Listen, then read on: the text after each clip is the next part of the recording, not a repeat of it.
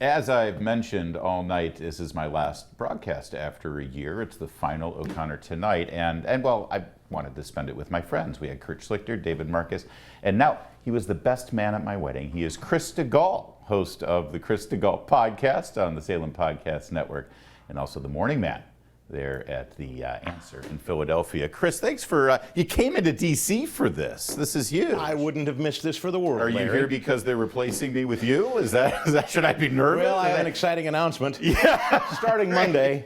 No. It occurred to me, this is the first time in my media career that my contract hasn't been renewed. And so I... Welcome to show business. And I thought, well, who do I know that's been in this position before? Oh, sure. So, Chris, what should I do now? Well, you'll find that you have lots more time because far fewer people call. Yeah.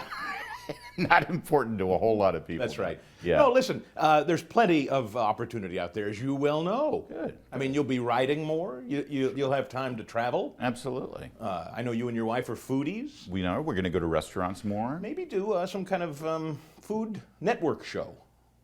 Really? In the kitchen with O'Connor. You'll think they'll take me with that. Cooking with Larry. Cooking with Larry.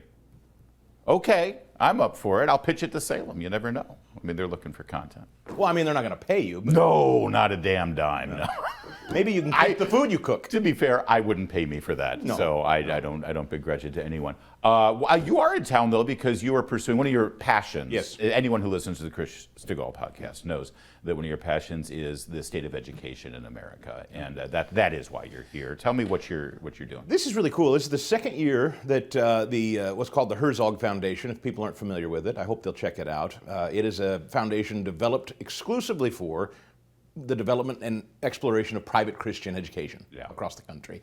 And for the second year in a row, they are honoring excellence in Christian education. And so at the Museum of the Bible this weekend, I'll be emceeing the second annual Christian Educator of the Year Awards. That is fantastic. Yeah. And have you been to the Museum of the Bible before? have. It's Awesome. phenomenal. And by the way, spend like a weekend at it if you are coming. Meredith and I are members actually because really? we go so often. We Don't think you can go see it in like a day. Not at all. You need some time. Well, that is great. So I got to ask you, because we're big proponents of school choice here, and I know that Governor DeSantis made a big point at the debate this week that he put forth probably one of the most aggressive school choice laws in the state of Florida. As a proponent of Christian education in particular, do you worry that school choice means the governments are in some way now funding Christian schools and they may figure out a way to try to overpower Christian schools or dictate to Christian schools how they go about their business? Yeah, I've never... Like, you're getting our funding, so we have a say. Well, yeah, I think it's how you view it. Now, in my view, the 10 states that have now gone to universal school choice are telling parents, here's your taxpayer dollars back. You spend it where you see fit. If you want to take it and keep it at our public schools, great. You want to keep it in homeschool, great. Christian school, Montessori school, great. It's our money. It's not the government's money. So I kind of quibble with the argument that state funds are going directly into any school. State funds in a universal choice model go back home to you, the parent, and then you get to spend it where you see fit. So I kind of resist the argument that the government has a whole lot of say in a school at that point. But I would also argue that even if that's your worry, we're already there. It's already happening. Yeah. So I'm not, its own way. I don't, and really, if you're a true purist about it, homeschool and don't take a dime. So you've been tracking this passionately because it's personal to you and your wife, Christine, who you do a podcast with, by the way. It's very good. What's that podcast? Called Making the Leap. Making the Leap out of the government-run schools and into whatever. Took our daughter. After 2 years, we took her out of middle school, public middle school, put her in a private Christian school. It's been well told that the COVID pandemic and the way the teachers union basically controlled our lives and dictated what was going on, that was a big part of it. The vaccine mandates that came after was a part of it. Then the revelations about CRT curriculum, the transgender. What is the driving issue of all of those things, and that's a lot? Is it the transgender stuff that's really sort of taking the cake right now for parents? I mean, it's the latest kind of thing to exacerbate it. The mask thing, the closure of schools was what did it. I mean, the fact that our kids were at home languishing on laptops and slumping into depression. I mean, suicide rates were through the roof.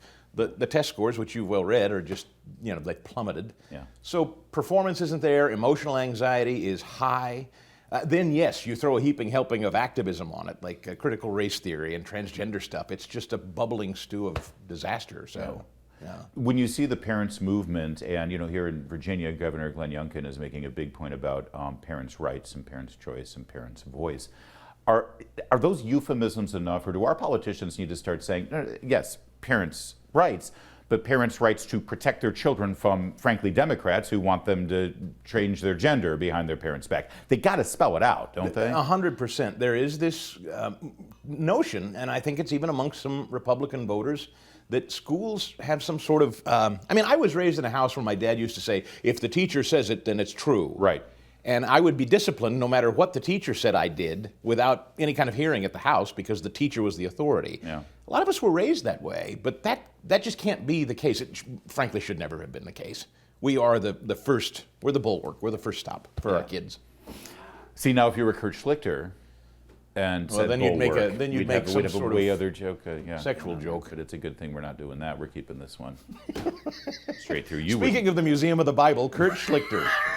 You've never heard that in the same sentence, have you? I'm distracted by the Washington Monument behind you too, because let's face it, that's now will that come off, or does that scratch off? Will they have to peel off the O'Connor Tonight logo? Yeah. I don't know what they're going to do with that. It's going to be. I'm just thinking like a red line through it, and whoever's name. Just like a Scotch tape place. Yeah. It's all right. It's going to be fine.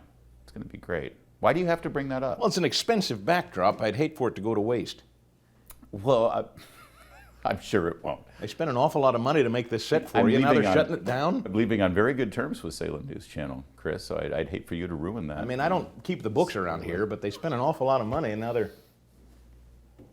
I'm sure they got their money's worth this year. How's the radio show going, by the way? That thing still happening? Well, the checks are still clearing. Good for you. Yeah, no, it's fine. The radio show's doing well. The podcast continues to hover around the top 100, news commentary podcasts in the country, which is great. Without the glitz and glamour of a bunch of big shot, big names. Yeah, you don't have a big backdrop, I don't even have backdrop like that. Nothing. You are in Philadelphia. The morning show is in Philadelphia. Right. And boy, have you been the center of the storm on the crime scene. That video this week that we saw. Meatball. But for a lot of people, the shocking thing about that video was that the police even tried to intervene. Because usually it just happens and the police are, they're told to stand down. They were kind of ready for this one. And I said on the show, I know I'm probably going to be alone on this. I like seeing a little skull cracking. Yeah, exactly. I like my cops with a little and that's what they gave them. And I really, frankly, if you don't have the intimidation factor that you might get your skull cracked for looting a store, then what are we talking about? Right. I'm for it. And yeah, the Philadelphia cops were tremendous, outnumbered. We're down like 1,000 cops in Philadelphia now. Unbelievable. So, if these people mobilize as they seem to, we're outnumbered, Yeah. frankly. But they did great work, I have to say. And the looting continues, though, and stores are still going to get shut down. Sure. And CVS is closing 900 stores nationwide. Target is closing. All in blue states, of course, states run by either Democrats or certainly the district attorneys in those Wawa cities. has left Center City, Philadelphia, and Wawa's headquartered outside of Philadelphia, up and down the eastern seaboard. Wawa's headquarters, They've pulled out of the city, for heaven's sakes. Anybody can loot. That's how you got that jacket, right? It's a Herb Tarlick special. For you kids, that's a reference to WKRP. Tarlick. Yeah. That's a grab. Well done. You enjoying your coffee?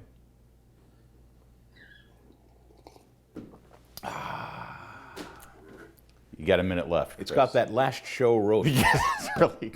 Should I, you always dream about that last show. And I by the way, I'm very grateful to Salem. It's good that they're letting you say goodbye. Exactly. In this business, you don't get to say goodbye. Usually in the media, like your last day on your old radio program, you had no idea what was they coming. boxed my things and shipped them home. You were actually escorted out of the building. That's right. And Salem's been, we've had a great relationship, and they're letting me say goodbye. And No, they're class act, Salem is. They are. they are, absolutely. And I'm in no way saying that because they still pay me. Thank you for, it means a lot to me that you came all the way to DC. You do great work, and you will continue to do great work at our sister property, Everybody Town knows Hall. everyone knows they can find me at Town Hall. Yeah. In fact, coming up in a moment, we're going to reveal a lot of the new stuff that we're doing at Town Hall, and we'll share that with the audience coming up in a bit. But now we're done with you, so I would really appreciate you leaving and not making it off. Does that peel? Have we established whether that peels off or? We'll be back with more O'Connor tonight, in just a moment. You're watching Salem News Channel, and you're not watching the Chris Stigall Show. You never will.